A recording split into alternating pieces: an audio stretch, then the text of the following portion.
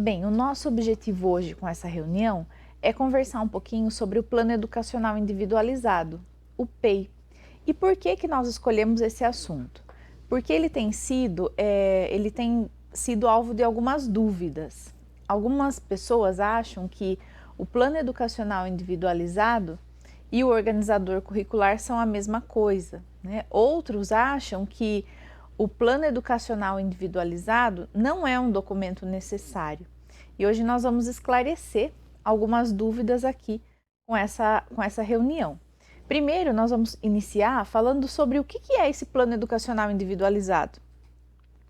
Na verdade, o Plano Educacional Individualizado é um instrumento que vai ajudar nós, professores, a planejar e a acompanhar o desenvolvimento do aluno com deficiência. E quem é esse aluno com deficiência? São todas as crianças atendidas pelo Núcleo de Educação Especial. Essas crianças são os que estão dentro do transtorno do espectro autista, os deficientes intelectuais, crianças com cegueira, baixa visão, deficiência auditiva, surdez e também as altas habilidades, além daqueles que são atendidos e ainda não têm um diagnóstico concluído. Todas essas crianças, elas se beneficiam desse instrumento, que planeja e acompanha o desenvolvimento escolar dela. Ele tem sido exigido com muita frequência pelos pais, pelo Ministério Público e também por profissionais da área clínica. O que vocês talvez tenham já vivenciado aí na escola? Alguns pais que chegam e dizem assim, eu quero ver o plano educacional individualizado do meu filho. Ou profissionais da área clínica que chegam até a escola solicitando, né, que eles desejam ver qual é o plano educacional individualizado dessa criança. E também o Ministério Público, que muitas vezes solicita esse plano educacional individualizado para dar prosseguimento a alguns pedidos que os pais levam até o Ministério Público, como, por exemplo, um profissional de apoio, ou saiu da rede municipal, foi para a rede estadual, a mãe está exigindo algumas coisas que eles tinham no município e agora no estado não tem, né? E o Ministério Público ele solicita frequentemente esse documento para observar qual foi o desenrolar dessa questão pedagógica na rede. Como foi a vida escolar dessa criança no tempo que ele frequentou a rede municipal. Então, nós percebemos aqui que se trata de um documento importante. E aí foi o núcleo que inventou esse documento? Não, né? Esse é um documento que faz parte de todo o trabalho que tem que ser realizado com as crianças com deficiência. E talvez vocês se perguntem, né? Como que inicia então? Qual é o primeiro passo para a gente parar para pensar no plano educacional individualizado? O primeiro passo é quando vocês encaminham para o núcleo a ficha do aluno com deficiência. Então, vocês recebem lá uma criança que já apresenta um laudo, ou vocês observam algumas coisas que levam vocês a pensar, a suspeitar de uma deficiência, vocês encaminham para nós essa ficha, né? Esse é o primeiro passo. Por quê? Porque é nesse momento que a escola aponta que aquela criança precisa de algumas questões pedagógicas diferenciadas. Esse é o modelo da ficha nova, né? Que nova nem tão nova, né? Que nós estamos usando já há quase 2 anos. Então, essa ficha ela é um pouco mais simplificada.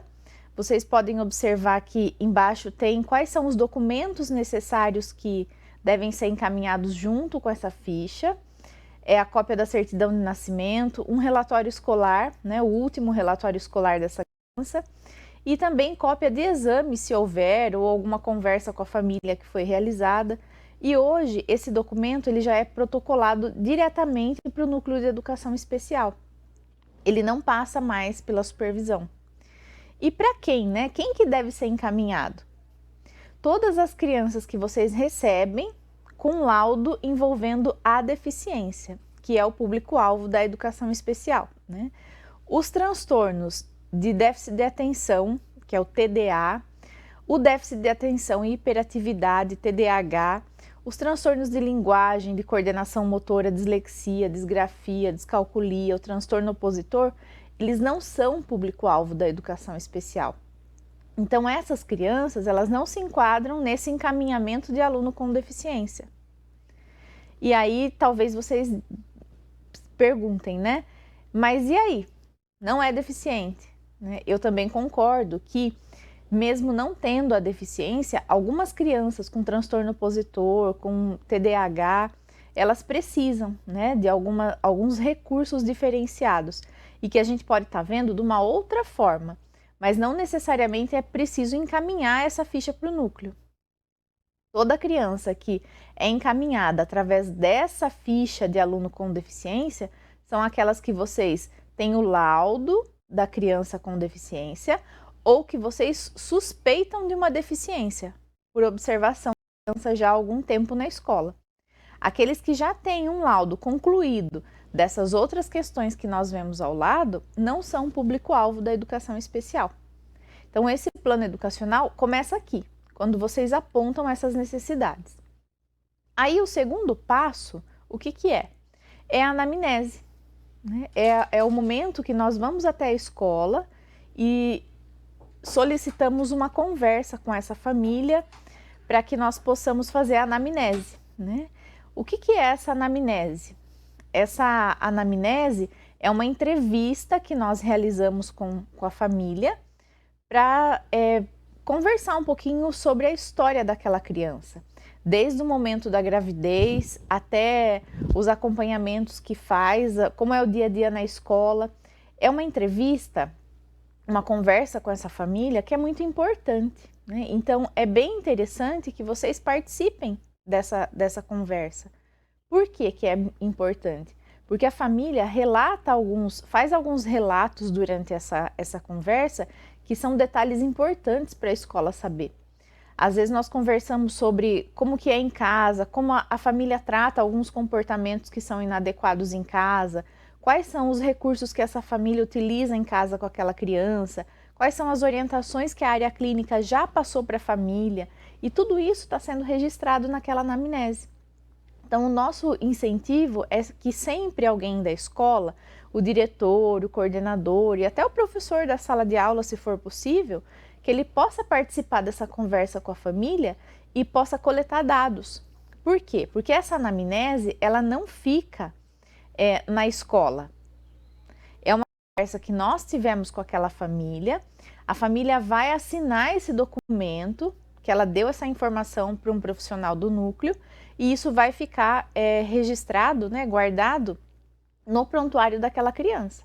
Então, é importante que a escola faça uma ata dessa reunião com a família, para que ela também possa guardar essas informações no prontuário da escola. E aí, terminando essa anamnese, nós temos esse encaminhamento final que vocês estão vendo. Depois de toda a nossa conversa, o que nós vamos fazer com aquela família? Algumas orientações e alguns encaminhamentos, com alguns prazos e combinados. Vamos pensar que é uma criança que ainda não tem diagnóstico. O que a gente vai precisar fazer? Se a suspeita é de algum tipo de deficiência, nós vamos ter que encaminhar essa família para uma avaliação clínica mais detalhada. E aí a escola vai fazer o guia de referência, a família vai buscar esse auxílio, tudo isso vai estar registrado aqui. É uma criança que já tem deficiência e já faz acompanhamento clínico, mas eu preciso de algumas informações da fono que atende essa criança. Então eu vou registrar aqui que eu preciso de informação, que eu vou solicitar um relatório, que a mãe vai trazer para a escola esse relatório, ou que eu vou entrar em contato com essa profissional via telefone. Tudo isso vai ficar registrado aqui como orientação e encaminhamento. A pessoa do núcleo que fez essa entrevista vai assinar esse documento, vai colocar quem respondeu essas perguntas, né? Se foi o pai, a mãe, a tia, a avó, quem foi que respondeu, e vai datar, né? Quando foram realizadas essas orientações e esses encaminhamentos. Então, esse é o primeiro passo que a gente dá na escola, né? A anamnese. Depois, o que nós temos? Para finalizar a nossa avaliação, junto com a criança, nós temos um protocolo de avaliação. Que protocolo é esse? Nós usamos há algum tempo já o manual, né, do inventário Portage. O que é isso? Né? É um instrumento de avaliação. São algumas perguntas que nós temos de acordo com a idade, que envolvem a área de socialização, linguagem, comunicação, autocuidado e desenvolvimento motor. Então, essas áreas elas são avaliadas. Esse protocolo especificamente, ele é válido, né, de 0 a 6 anos, porém, se vocês tiverem a oportunidade de pesquisar sobre ele, e vocês encontram muita coisa na internet sobre esse protocolo, a avaliação que é feita das crianças com 6 anos, muitas vezes as crianças com deficiência de 8, 9, 10 anos ainda não chegaram a conseguir desenvolver essas habilidades que são apontadas aí aos 6 anos. Então, nós usamos esse inventário de 0 a 6 anos com todas as crianças que nós avaliamos, mesmo aquelas que já têm mais de 6 anos. Então, esse é um livro, se vocês quiserem pesquisar, como eu falei, ele tem todas as perguntas de 0 até 6 anos que nós realizamos em cada área dessa. Então, pensa na socialização, de 0 a 1 ano, depois de 1 ano a 2 anos, de 2 a 3, né? Todas as perguntas que são feitas, a gente vai pensando assim, consegue, não consegue, faz com ajuda? E aí, terminando essa avaliação, a gente consegue perceber qual é a área que essa criança tem mais dificuldade. Vamos pensar, por exemplo, numa criança que já tem um laudo de autismo. Uma das maiores dificuldades que a gente encontra nesse público é a questão da linguagem, né, e da socialização. Quando nós vamos fazer a avaliação, nós percebemos o déficit ali. Ela deveria ter essas habilidades nessa idade, mas nós percebemos que ainda não alcançou. Então, quando eu faço essa avaliação dentro desse guia Portage, eu tenho duas coisas sendo feitas ao mesmo tempo. A primeira é essa avaliação da criança, que eu estou conhecendo o que ela consegue e o que ela não consegue, e o que ela faz com ajuda. E, ao mesmo tempo, ele já vai dando para mim a pista de quais são as coisas que eu preciso trabalhar com essa criança, quais são os déficits que ela tem. Então, através desse manual, né, desse protocolo de avaliação, nós conseguimos perceber quais são as principais habilidades que precisam ser desenvolvidas. Se vocês quiserem depois, né, pesquisar ou a escola adquirir o livro ele mostra até como nós vamos avaliar cada pergunta dessa que é feita no manual, no protocolo. E aí nós fizemos a anamnese com a família, ficamos na sala de aula e avaliamos com aquele instrumento a criança e as habilidades pedagógicas que ela tem. E por último é o encaminhamento final. Né? O que é esse encaminhamento final? É a parte da avaliação que vai ficar na escola. Né? Então, vocês vão ficar aí com esse documento final, que é o que vocês estão vendo. Nós temos aqui o nome do aluno, a escola e a deficiência para o cadastro na Secretaria Digital. Essa é uma outra questão que nós temos que dar atenção. E aí, vocês podem até anotar para dar uma olhadinha depois. Se todas as crianças com deficiência que vocês têm na escola já estão cadastradas na Secretaria Digital. Por que é importante? Porque essa marcação, ela precisa ser feita. Quando vocês entram lá na sede e tem aquela aba da matrícula, vocês vão ver onde a criança está matriculada, abriu que saem os dados da criança, em cima tem uma aba escrito deficiência. E se a criança já tem o laudo, nós precisamos cadastrar. Então, eu vou entrar naquela aba da deficiência, aí vão abrir algumas opções, como autismo infantil, deficiência intelectual. Aí eu vou marcar, de acordo com o laudo que eu tenho, que eu já recebi, né, da família. E aí vai abrir uma outra aba perguntando se essa criança precisa de algum tipo de recurso, né? Se precisa de um ledor, se precisa de profissional de apoio, e vocês também podem fazer essa marcação. Caso vocês tenham alguma dúvida, sempre entre em contato com o núcleo antes de cadastrar. Imagine que vocês receberam uma criança que tem uma hipótese diagnóstica. Esse não pode ser cadastrado. Tudo que vocês recebem que tem o CID com o HD na frente, que significa hipótese diagnóstica, ainda não cadastra. Vocês só vão cadastrar aqueles laudos que vocês já recebem como conclusivos, né, que já apontam realmente que a criança é uma criança com deficiência. Voltando aqui na ficha, né, esse encaminhamento após a avaliação pedagógica, então nós preenchemos isso, aí eu vou escrever se essa criança vai ser atendida pelo núcleo na itinerância, se vai ser a sala de recurso, se vai ser itinerância e sala de recurso, e quais são algumas necessidades que essa criança precisa em relação à flexibilização do currículo. Se ela vai precisar daquele organizador curricular com uma adaptação de conteúdo, de objetivo, de estratégia, e isso eu já consegui avaliar quando eu fiz aquele protocolo de avaliação.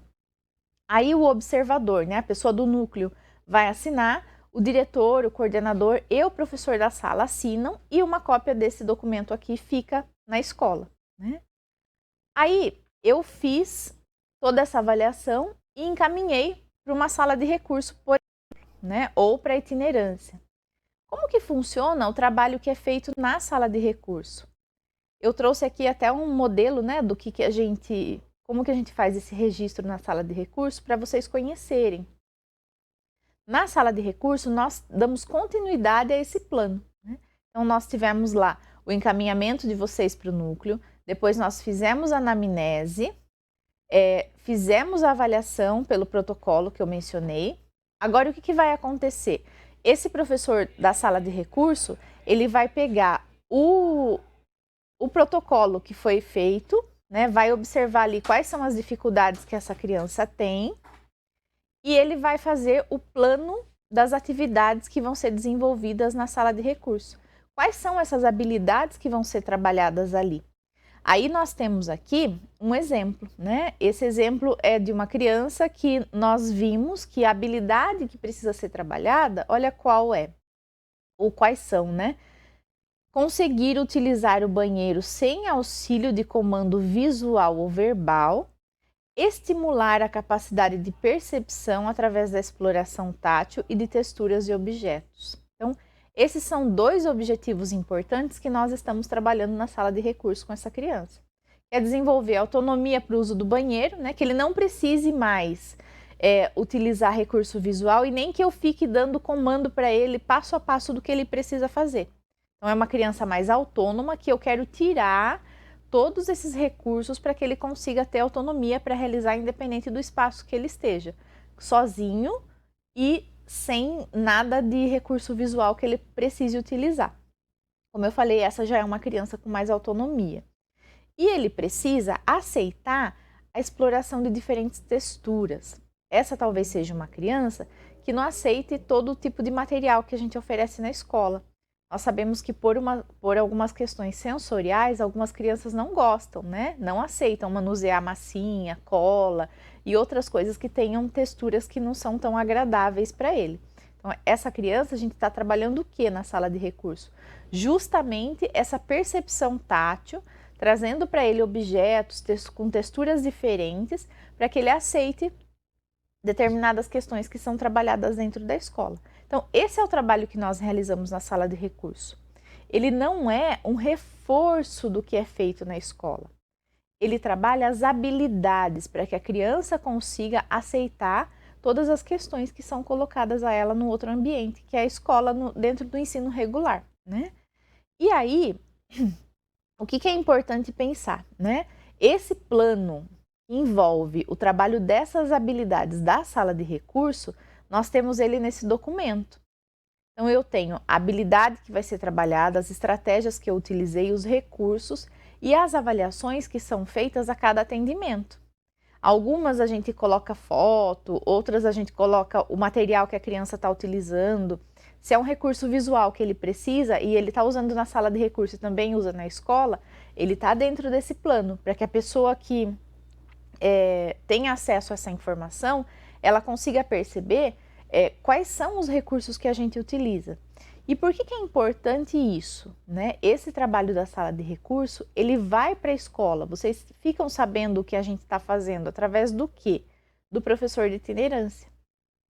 Então, imaginem que eu utilizei um recurso lá na sala de recurso que deu certo, que foi muito bom. Aí, o que vai acontecer? Eu vou levar esse recurso para a escola. Olha, ele está conseguindo dar uma resposta melhor quando a gente tem o recurso visual com ele para uso do banheiro. Então, eu coloquei as plaquinhas lá, ele consegue ir seguindo. Isso a gente vai levar para a escola. Isso também, gente, faz parte do plano educacional individualizado, que é o trabalho que está sendo feito com essa criança na sala de recurso. E aí, qual é a parte da escola, né, do ensino regular? É pensar nesse organizador curricular bimestral. Então, da mesma forma que vocês fazem esse organizador para a sala toda, o que vocês vão fazer? Vocês vão pensar nessa criança e vão registrar bimestralmente quais são as habilidades que vocês vão trabalhar com ela. Né? Com base no quê? Com base nesse conteúdo, nesses objetos de conhecimento que estão sendo trabalhados com a sala. É uma sala de primeiro ano.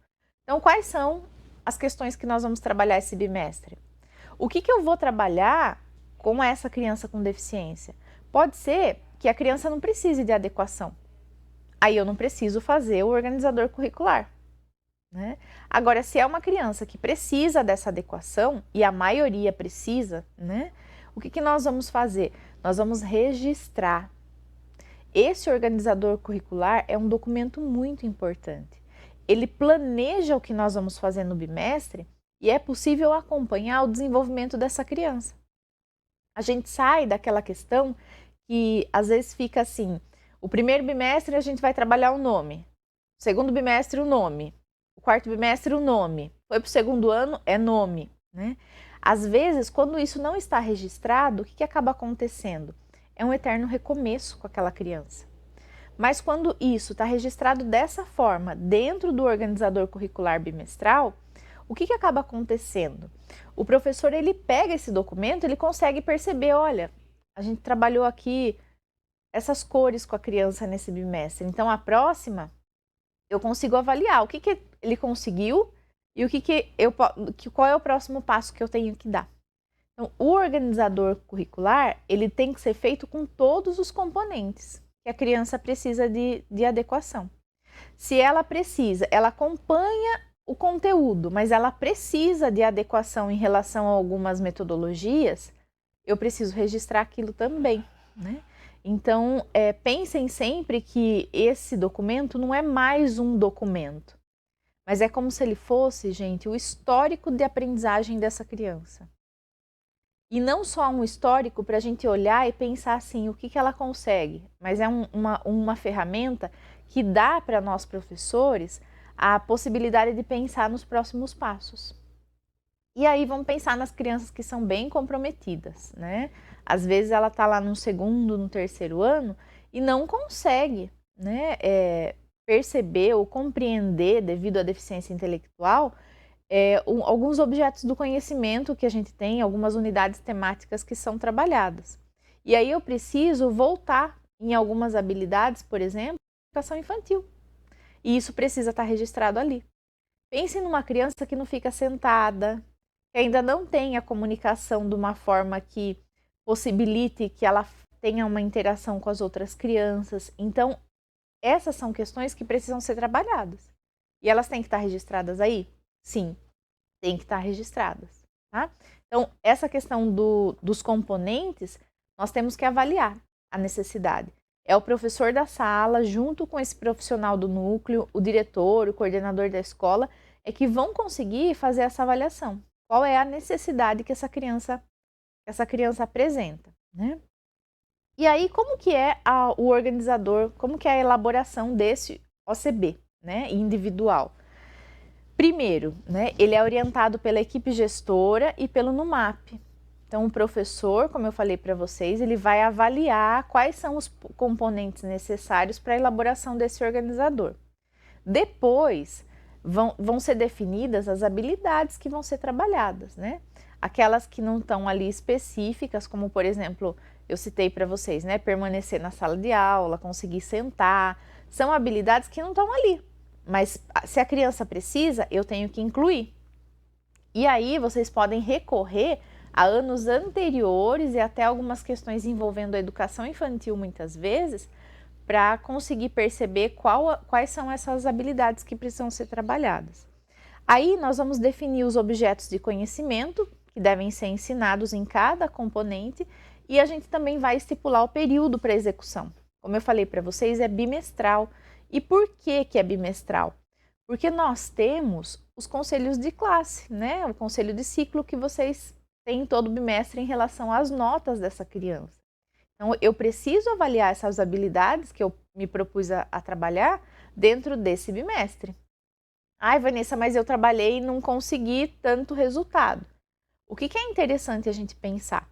Que essas habilidades, elas precisam ser simples e bem objetivas, para que a gente consiga perceber avanços nessa criança. Isso a gente já trabalhou em outras situações, a gente já falou disso em outras oportunidades, né? Eu não vou colocar lá, por exemplo, com uma criança que tem bastante dificuldade, que ela reconheça o alfabeto inteiro em um bimestre. Talvez isso não seja possível. Mas será que ela consegue se eu começar, por exemplo, pelas vogais? Ou se eu começar por 2 vogais? Ou se eu começar pela letra do nome dela? Então, é essa a reflexão que nós temos que ter. Porque se sempre eu avalio no final do bimestre e não teve evolução, a forma que aquelas habilidades estão descritas ali naquele organizador curricular, elas precisam ser revistas, né? Aí nós vamos elencar também os recursos necessários para o aluno, né? Com o auxílio do professor do núcleo. Quais são esses recursos que ele precisa? E eu vou registrar nesse documento. Eu vou elaborar a avaliação dessa criança, as avaliações que são feitas mensais, bimestrais, de acordo com esse organizador curricular. Ah, eu fiz uma prova para todo mundo, eu vou dar para a Vanessa para ver se ela consegue. Não.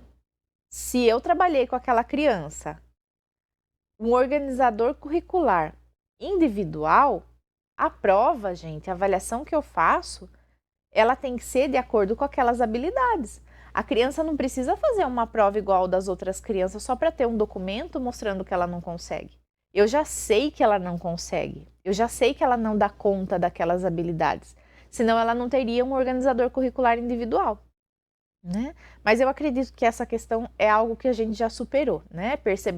Entender que uma criança com deficiência não precisa da avaliação da classe, né? Quando ela tem o organizador curricular. Ela tem que fazer a avaliação de acordo com o que foi trabalhado com ela. E aí, vocês vão descrever os critérios de avaliação nas reuniões de conselho de ciclo, de classe, de acordo com esse organizador que foi feito, né? Eu vou pensar naquela criança, quais foram as habilidades? Então, quais são os critérios para avaliação? E vou fazer uma avaliação dela mediante aquilo que foi trabalhado. E a nota também, ela vai ser definida de acordo com os critérios que foram pré-estabelecidos. Não existe, gente, aquela questão que aluno com deficiência não precisa ter nota, né? Não existe também a questão de que, eu vou dar 2 para ele em tudo. Não, a nota ela é atribuída pelos critérios pré-estabelecidos. Quais foram os meus critérios, né? Em relação ao organizador que foi colocado, né? Então, aqui a gente consegue perceber que não se trata de elaborar um outro currículo, mas sim de trabalhar com o que foi adotado, fazendo nele alguns ajustes. Então, vocês vão pensar no cotidiano dessa criança na sala de aula, realizar algumas flexibilizações em relação ao que está sendo trabalhado, de acordo com a necessidade da criança, e isso vai estar ofertando para ela o quê? Conforme a gente vê nessa citação de Carvalho, nós vamos estar oferecendo a todos a verdadeira igualdade de oportunidade para a construção do conhecimento. Então, esse é o objetivo do plano educacional individualizado. Dar à criança essa oportunidade de construir o conhecimento, de perceber que não é porque ela está ali naquela sala de primeiro ano que é algo geral o conhecimento compartilhado ali com todo mundo. E isso não é nem com as outras crianças, né? Se a gente parar para pensar nas dificuldades que as crianças têm dentro de uma sala de aula, cada um deles tem a sua particularidade, né? O plano educacional individualizado, ele garante o quê, gente? O direito da criança com deficiência de participar numa situação de igualdade em relação a esse conhecimento. É entender que ela não tem esse conhecimento, ela precisa de um anterior e ela não precisa estar lá na sala de jardim 1 com 10 anos para aprender aquilo. ela vai prosseguir os estudos dela e ela vai tendo essa construção do conhecimento de acordo com os anos que vão aí prosseguindo, e a gente vai dando a ela oportunidades dentro daquele grupo que ela pertence, da mesma idade, de construir esse conhecimento, né? Embora muitas vezes a criança chegue no 5º ano e não tenha, né, todas as habilidades, as competências aí relacionadas à leitura e à escrita, o que ela tem? Ela tem uma história de construção de conhecimento, né, que foi ofertada. Então aqui só para a gente ter uma ideia geral de tudo que nós conversamos, né? O que é o Plano Educacional Individualizado? Ele é um documento que é composto por todas essas questões que vocês estão vendo aqui, né? Primeiro, o encaminhamento que vocês fizeram para o núcleo, a anamnese que o núcleo fez com a família, o inventário lá, a avaliação que eu fiz através daquele instrumento chamado Portage, o OCB, né, individual, que vocês fizeram junto com o profissional do núcleo, professor da sala, diretor, coordenador da escola. Aí nós temos também os documentos que são feitos na itinerância. Então, quando vocês recebem o professor do núcleo, ele faz algumas orientações por escrito. Isso também faz parte, né, desse plano educacional individualizado, porque ali a gente vê o quê? Nós vemos a crescente na questão das orientações em relação ao desenvolvimento pedagógico dessa criança, né? Nós temos também algumas orientações específicas que são feitas com as famílias através de reunião, né? Às vezes a gente convoca. Então, essas reuniões com as famílias também fazem parte desse plano educacional individualizado. É nessa reunião que eu vou falar para a mãe, olha, eu estou usando esse recurso aqui e você precisa usar em casa também, né? As orientações da área clínica também fazem parte desse plano. Começou a usar aqui, eu tenho que falar também com esse profissional da área clínica, olha, eu estou usando isso para desenvolver a comunicação. Ou a fono começa a utilizar lá na terapia e conversa com a gente na sala de recurso para a gente também usar aquele recurso. Isso é importante, essa troca, né, esse trabalho conjunto da escola, da área clínica e da família é que compõe todas essas questões envolvendo o plano educacional individualizado. Aí também nós temos os relatórios semestrais da escola, que vocês fazem, os relatórios pedagógicos de avaliação, e nós também temos os relatórios das salas de recurso, né, que são feitos pelo professor que atende essa criança no contraturno. Eu marquei com uma estrelinha aí só para a gente lembrar, né? Quando ocorre a transferência para uma escola municipal, esses documentos que estão aí marcados, eles devem ser encaminhados para a escola, gente. Então, eu fiz o organizador, pediu transferência, eu vou mandar. Eu tenho orientação da área clínica, pediu transferência, vai junto com o prontuário. Relatório semestral da escola, vai junto, né? E o relatório da sala de recursos também vai junto, porque vocês têm uma cópia dele, né? Todo final de semestre a gente encaminha para a escola uma cópia desse relatório. E o que é importante a gente pensar? Que as reuniões de transição que são realizadas, eu preciso ter esses combinados e eu preciso direcionar algumas coisas em relação ao atendimento dessa criança com deficiência. Ela está saindo do Jardim 2 e vai para o 1º ano no ano que vem. Então, quais são as informações importantes? Quais são os documentos importantes que tem que acompanhar essa criança? Isso é interessante a gente pensar, né? E trazer essa pauta para a reunião de transição. Porque às vezes o que acaba acontecendo? A escola de ensino fundamental, ela recebe a criança e ela nem sabia que se tratava de uma criança com deficiência, né? Por isso é importante esse plano educacional individualizado, porque esse plano mostra quais são as necessidades dessa criança, né? E a questão da legalidade, né? De onde sai tudo isso? Foi o núcleo que inventou tudo isso, todo esse monte de documento. Não, né? Nós temos aí algumas leis, né? A primeira delas é a LDB, que no artigo 59 diz o seguinte, ó: os sistemas de ensino assegurarão aos educandos com deficiência transtornos globais do desenvolvimento, né, que era o nome que se dava à questão do autismo, e altas habilidades. O que tem que ter? Currículo, métodos, técnicas e recursos e organização específica para atender as necessidades dessa criança. E o plano educacional individualizado está aí dentro, né? Depois nós temos, mais recente, a LBI, que é a Lei Brasileira de Inclusão.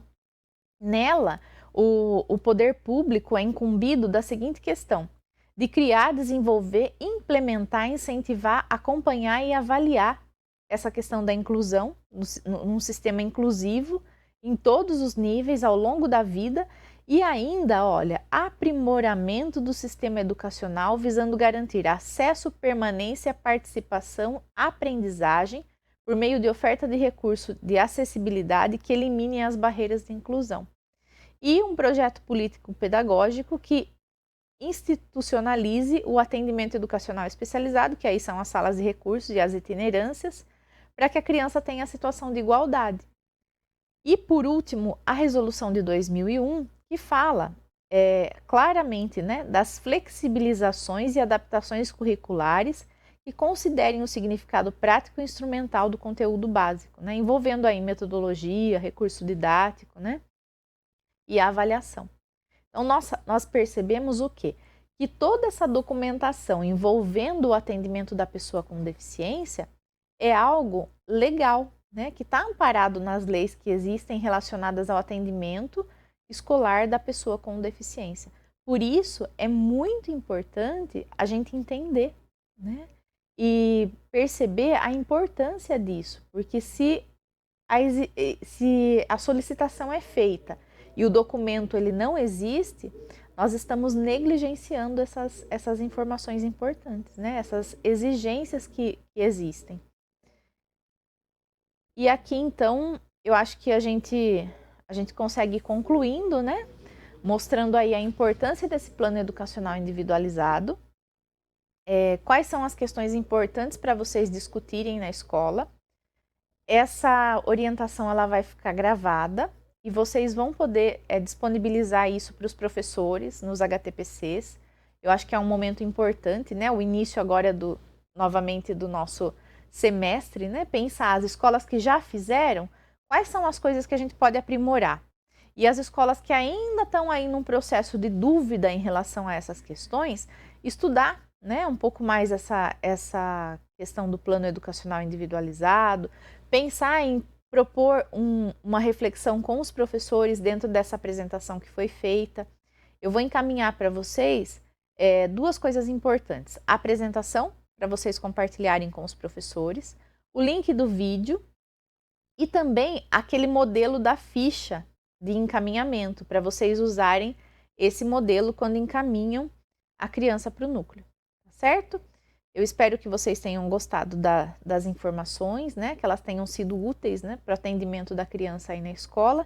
E para finalizar, eu gostaria de citar essa frase, né, do Cortella: faça o teu melhor na condição que você tem, enquanto você não tem condições melhores para fazer melhor ainda. Nós sabemos que muitas coisas, elas vão sendo melhoradas, né, no decorrer do tempo. E às vezes a gente nem tem, né, tudo aquilo que nós gostaríamos nesse momento para conseguir fazer um trabalho melhor. Mas quando a gente sempre se empenha para fazer o nosso melhor naquela condição que a gente tem, eu tenho certeza que o atendimento das crianças com deficiência, ele vai ser realizado de uma forma que contemple a aprendizagem também, né? Porque inclusão não é só estar dentro da escola, né? Nós sabemos que a inclusão ela envolve a aprendizagem. E nós temos visto relatos de experiência muito importantes e muito interessantes do bom trabalho que muitas escolas têm feito, tá certo? Muito obrigada pela atenção e nós vamos pensar em próximos encontros aí para trabalhar temas diferentes com vocês. Muito obrigada.